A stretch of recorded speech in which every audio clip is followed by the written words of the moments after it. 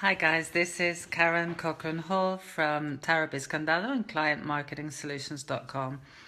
In the last few weeks, we've had quite a few queries and quandaries from our clients who we do the payroll accountancy for, that we prepare the nominees and the contracts, etc. And there seems to be a lot of doubt and questions around what the figure of a pre-contract before you can actually contract someone as an employee to your business in Spain. If that person is a foreigner, in this case, we normally deal with a lot of British people or Irish people. They've just arrived on the island. The worker, you like the worker, you've interviewed the person, and you'd like to offer them a post or an employment. What are the procedures? Obviously, the first thing that person must have is an NI number. They have to have a passport or an ID card, a valid ID card or up-to-date passport from their country of origin. We're not talking about European countries here, EU countries, which will change in the future with the Brexit, but we will see in the next 2 years what happens. But anyway, that's another conversation, that's another video. So what do you have to do? The person has to have a pre-contract. They have to have the offer of employment. And I've had a couple of clients who've been worried because, unfortunately, they offer the contract or the pre-contract to a worker, and then when the actual worker goes to the official bodies and gets the paperwork, their NIs and their social security numbers, so that they can actually contract, i.e., put them into the social security system here in Spain, the worker basically buggers off and they never come back. And then the question or the query is, what do I now do? Do I have this person in the system? Am I liable to pay social security and tax for this person? What are the legal requirements? Well, this video today is to basically clarify the following. You have given an offer, put it in writing, obviously in Spanish because we're in Spain.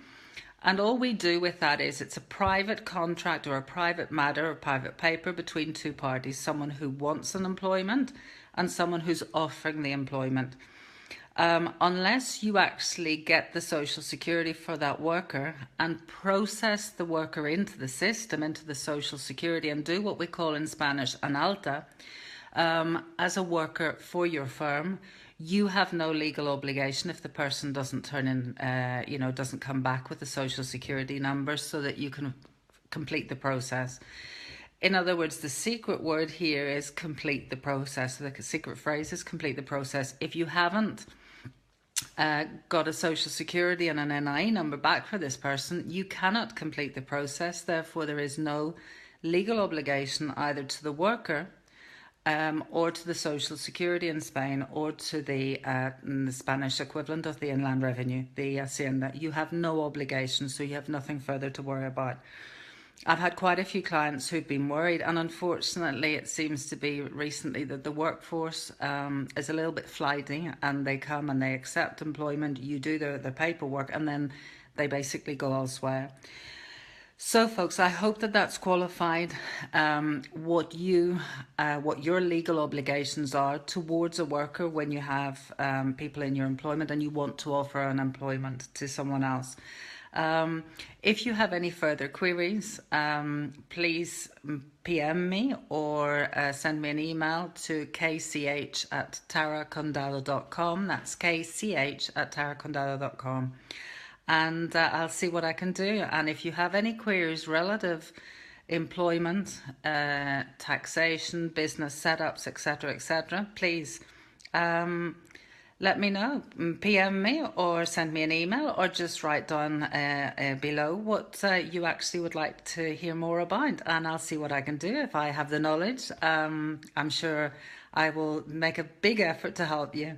So I hope this has been helpful. I hope it's clarified certain issues and obviously put your mind at rest on the pre-contract scenario. So have a great rest of the day. God bless, and speak soon. Bye.